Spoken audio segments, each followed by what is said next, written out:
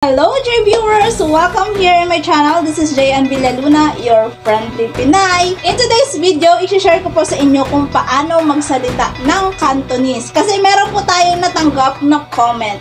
So, ang comment is galing kay Manilyn Solmayor. Ayan. Meron siyang comment. Hello po, ask ko lang if ano po Cantonese ng January 17, 1999. So, hindi ko alam kung birthday to or date lang siya. Pero, yon, nag-base lang tayo sa date, kaya sinulat ko na siya para mas madali nyong intindihin. Normally, pag sa Filipino, pag binasa yan is January 17, 1999. So, ganyan lang siya at is.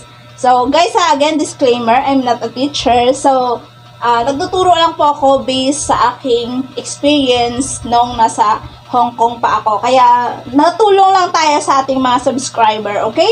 So, dito, nagsulat na ako kung paano siya basahin para hindi na kayo mahirapan. So, sundan nyo lang ako para maintindihan nyo, okay? Sa Cantonese, pag nagbabasa sila, first is, inuuna nila yung year.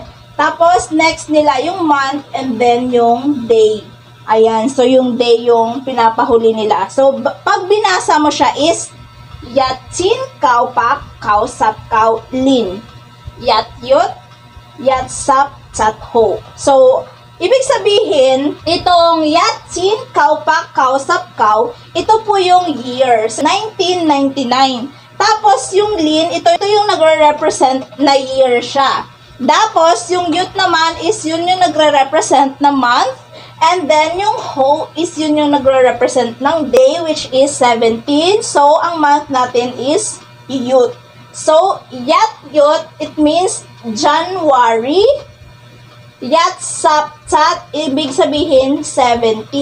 Kaya, pag binasa mo sa is Yat Chin Kao Pak Kao Sap Kao Lin, Yat Yut, Yat Sap Chat Ho. So, ganun lang siya. Naintindihan nyo ba kung paano siya basahin? So, ganyan lang po yung translation. Hindi ko na i-explain further kasi yun lang naman ang tinanong sa comment section. So, pag hindi nyo pa naintindihan, sabihin nyo lang kasi ipapaintindi ko sa inyo sa next video. Ayan, sana nagkaroon kayo ng idea. Thank you!